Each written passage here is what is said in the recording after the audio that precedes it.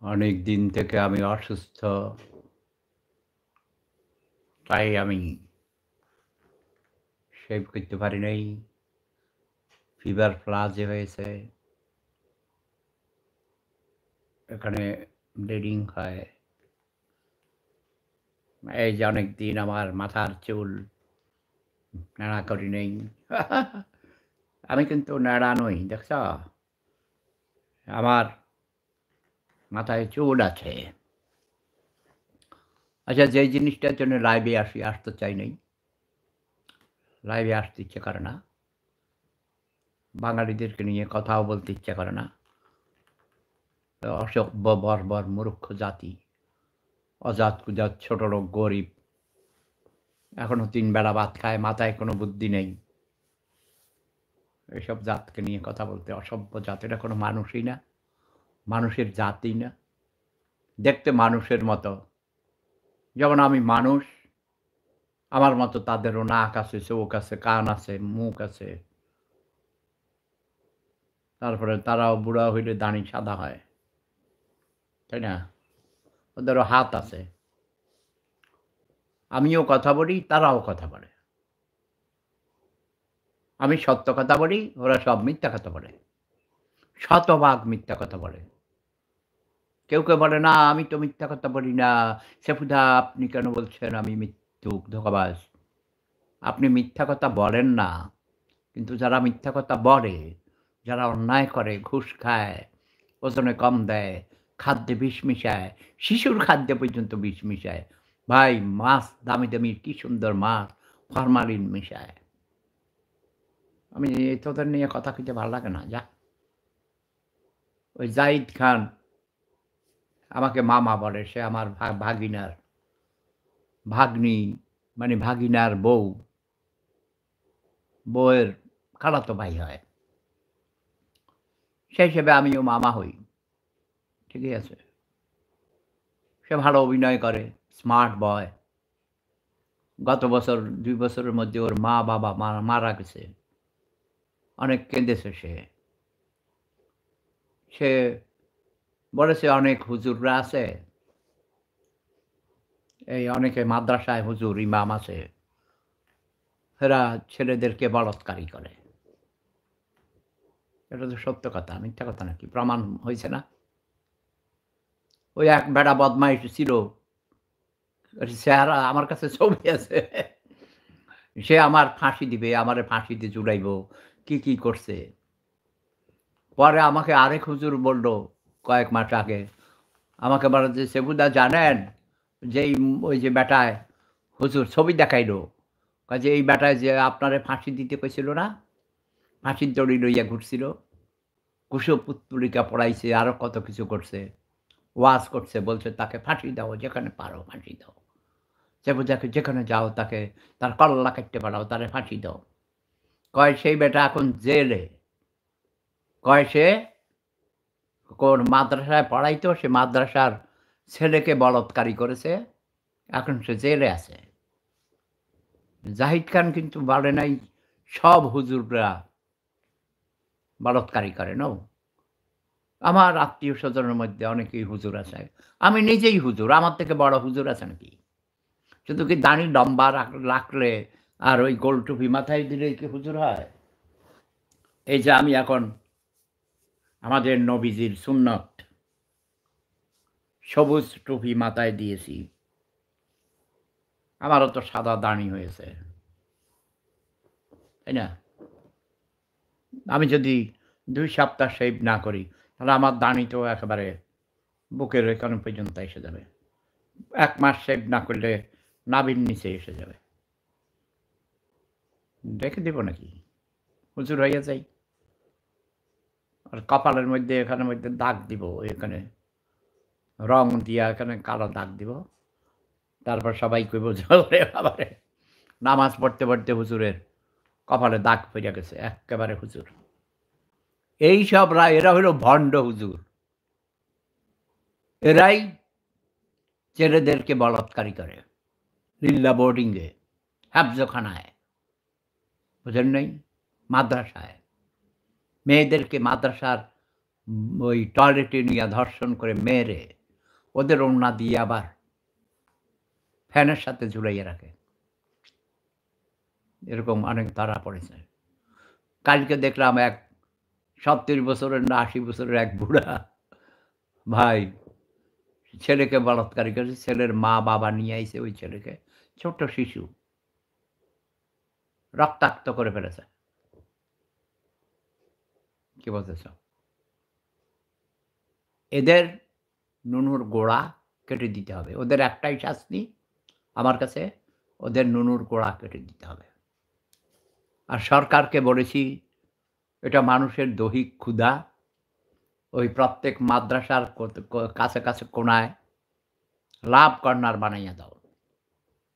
ওটার নাম হবে পাড়ায়, পাড়ায়, মহল্লায়, মহল্লায়, গ্রামে, গঞ্জে, বড়, বড় হাট যেখানে বাজার আছে, ওইসব এলাকায় BBC, bar, brothel and casino.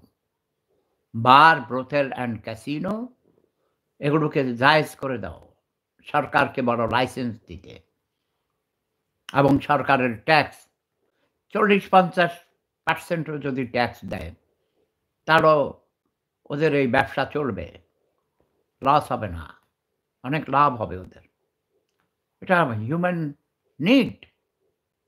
মানুষের এটা অত্যন্ত জরুরি, অত্যন্ত প্রয়োজনীয় চাহিদা। দেহের চাহিদা, মনের চাহিদা। ইয়েস, ছেলেদের জন্যে ছেলেদের প্রস্টিটিউট আছে। ছেলে, ছেলে, মেয়ে, মেয়ে, লেসবিয়ান, ছেলে, ছেলে, গে, ছেলে, মেয়ে। এরকম সিস্টেম আছে। এটা জায়েজ করে নিলেই হলো। ইয়েস, সবাই এগ্রি করবে। আইন দ্বারা পার্লামেন্টে আইন করে দিতে হবে যে বার, ক্যাসিনো এবং sorry bar, brothel and casino, BBC. তাহলে দেশে অপরাধ হবে না। তাহলে আর ওই নায়ক জায়েদ খানকে বলতে হবে না যে মসজিদের ইমাম, মোল্লারা ছেলেদের বলাৎকারী করে। সে কিন্তু সবার কথা বলেনি। আমি ওটা শুনেছি। আর বলছে শালা, শালা বলতে এখানে সে এটা হইল কথার আমাদের দেশে কয় নোয়াখালী এলাকায় কথার ভাক্কা, কথার ভাক্কা কয় ভাক্কা। এটা একটা কি বলে মুদ্রা দোষ অনেকের মনে হয় এরকম হয়। দোষ শালা খাইতে ইচ্ছা করে না। দোষ শালা বাহিরে এত ঠান্ডা ৩-৪ দিন ঘর থেকে বাহিরে যাই নাই। দোষ শালা বাইরে যাইতে ইচ্ছা করে না। এখানে ভাই আমি কাউকে শালা বলে গালি দিয়েছি? এটা হলো কথার কথা, বাজে কথা। কিন্তু এটা দিয়া জাহিদ খান একজন সুপারস্টার নায়ক, জাতিসংঘ থেকে পুরস্কার পেয়েছে সে। Very smart boy. ইয়াস। সে বলেছে ভাইজি ভাই, ধুর শালারা, মসজিদের ইমামরা, হুজুররা অনেকেই, এটা সে বলে নাই সবাই, বলাৎকার করে, ছেলেদের বলাৎকারই করে। করে, কারো ধরা খাইছে, জেলখানায় এখন অনেকেই আছে। তো এদের শাস্তি জেল-টেলে নিয়ে খাটাইবা খাওয়াইবে না। ওদেরকে ধরে ওদের নুনুর গোড়া কেটে দিবে। দৃষ্টান্তমূলক কয়েকটা করে দাও, আর এই কাম করবে না। আর ওদের যেহেতু দৈহিক ক্ষুধা, এরা বুড়া-টুড়া হইয়া গেছে, এদের কারো বউ মইরা গেছে, কারো বউ একেবারে পঙ্গু, লান্ডু-বেন্ডু, লেঙ্গি-বেঙ্গি হয়ে গেছে। তো ওদের দৈহিক ক্ষুধা নিবারণ করতে পারে না।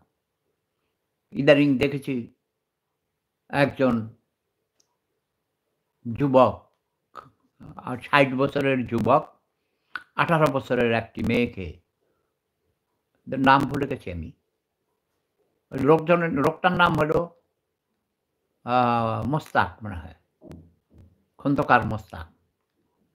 আবার ওই বঙ্গবন্ধুর হত্যাকারী খন্দকার মোস্তাক না। আরেক Khondakar Mostaq, ideal school and college, ওখানকার গভর্নিং বডির তিনি মেম্বার ছিলেন। তিনি একটি ছোট্ট ১৮ বছরের তরুণী, ইন্টারমিডিয়েট ফার্স্ট ইয়ারে পড়ে, ঠাকুরগাঁ বাড়ি। খুবই সুইট, খুব সুন্দর। নাতিনের মতো মনে হয়। নাতিন, ইয়েস, আমারও নাতিন। মেয়েটা তাকে পছন্দ করেছে এবং তিনিও তাকে পছন্দ করেছেন। তাদের মধ্যে প্রেম হয়েছে, প্রণয় ঘটেছে এবং তারা সম্মতিক্রমে ২ জনের সম্মতিক্রমে বিবাহ করেছে। কিন্তু মা-বাবা বাধা দিয়েছে। তাকে নিয়ে আটকিয়ে রেখেছিল ঠাকুরগাঁয়ে। সে দোতলার উপর থেকে লাফ দিয়ে বেরিয়ে তারপরে চলে এসেছে ঢাকায়। সে ভদ্রলোক তাকে অনেক সম্মান করে, ভালোবাসে। তাদের গভীর প্রেম। কালকে এক লোক আমাকে এটা লিঙ্ক দিয়া, ছবি দিয়ে বলে, "দাদা আপনি কিছু বলেন। এই দেখেন বুড়া বেটা এই ছোট মেয়েটাকে বিয়ে করে নিয়ে আসছে। কি সুন্দর মেয়েটাকে।" ওর তখনই আমি দেখেছি এবং পরে সাক্ষাৎকার দেখলাম ওরকম ভাগায় জানেনি। মেয়েটির তীব্র ইচ্ছা থেকেই এবং ২ জনের ইচ্ছাতেই তাদের প্রেম হয়েছে, বিবাহ হয়েছে। দে আর ভেরি হ্যাপি। তো ওই লোকটা আমি এইগুলো ভিডিও-টিডিও দেখার আগেই ওই লোকটাকে বাড়ি শাহরাস্তি, চাঁদপুর, আমার গ্রামের কাছে বাড়ি। আমি তাকে বলেছি, "তোমার সমস্যা কি?" এরকম তো আমি অগণিত দেখতেছি। হুমায়ূন আহমদকেও দেখেছি। শাওনের সাথে বিয়ে করেছে, শাওনকে বিয়ে করেছে। তার মেয়ের বান্ধবী ছিল। তো মিয়া বিবি রাজি, क्या करेगा काजी? বুড়ো হয়েছে কি প্রেম কি বুড়ো হয় নাকি? প্রেমিক-প্রেমিকা ২ জন ২ জনকে ভালোবেসে বিবাহ করেছে তারা। তারা হ্যাপি, খুব সুন্দর ঘর সংসার করছে। কথা বোঝেন নাই? এইসব ব্যক্তিগত ব্যাপারগুলো নিয়ে অন্যের মাথা কামাবার দরকার কি? তা আমি ওই লোককে বলেছি, "তোমার সমস্যা কি?" তারা ২ জন ২ জনকে ভালোবেসে বিয়ে করেছে। একজনের বয়স বেশি, আরেকজনের বয়স কম। So what? তারা বয়স্ক, ২ জনেই ম্যাচিউরড হয়েছে। তারা নিজেরা সিদ্ধান্ত নেয়ার মতো বয়স হয়েছে, বুদ্ধি হয়েছে। তারা ভালোবেসে বিয়ে করেছে। কোন সমস্যা নেই। যাক, জাহিদ খান একজন ভালো অভিনেতা। বর্তমানে আমাদের চিত্র জগতে একজন সুপারস্টার। জাতিসংঘ থেকে পুরস্কার পেয়েছে। আমি জাহিদ খানের সর্বাঙ্গীন মঙ্গল এবং উন্নততর জীবন ভবিষ্যৎ কামনা করছি। যদি কেউ এই ধরনের কোনো সমস্যা সৃষ্টি করে, কোনো মোল্লা, কোল্লা, জল্লা, তোমরা আমাকে বলবে, ওই মোল্লার নুনুর গোড়া আমি নিজের হাতে কেটে দিব। ঠিক আছে? আমাকে জানাবা। সবাই ভালো থাকুন, সুস্থ থাকুন। প্রেম ধর্ম, সেরা ধর্ম। Love is power.